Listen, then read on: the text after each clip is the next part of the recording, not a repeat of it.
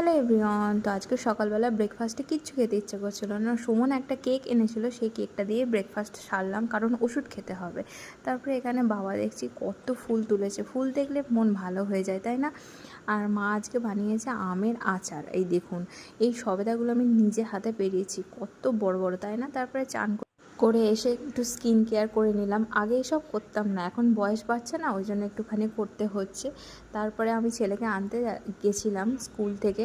এখন আমার ছেলে তাড়াতাড়ি ছুটি হয়ে যাচ্ছে, ওই 9:30 থেকে 12:30 পর্যন্ত ক্লাস হচ্ছে, সেই কারণে সুমন যেতে পারবে না, সুমন তো দোকানে থাকবে, ওই জন্য আমাকে আনতে যেতে হচ্ছিল। আর যেহেতু রান্না বান্না সকাল সকাল হয়ে যাচ্ছে, ওই জন্য সেদিনকে আমি একটু দোকানেও ঘুরে এসেছিলাম ছেলেকে নিয়ে। আর তারপরে সন্ধেবেলা আমার ছেলের বায়না হচ্ছে যে ময়দার লুচি খাবে, কারণ ওকে আটার লুচি করে দিই আমি।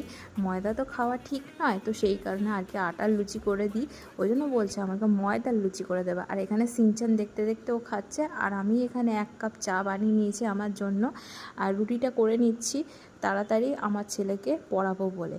তো না আমি যদি ওকে না নিয়ে বসি পড়াতে, ওর পড়াশোনা হয়ে গেল। আর দেখুন, আমি লিখতে দিয়ে ওকে রুটি করতে গেছিলাম। এখন যেহেতু রুটি খুব একটা বেশি হয় না, আগে আমাদের 22টা 20টা রুটি হতো, এখন তো খুব একটা হয় না।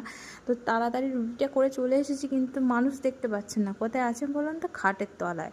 ওই দেখুন, খাটের তলা থেকে বেরিয়েছে, এইরকমভাবে আমাকে জ্বালায়, জানেন।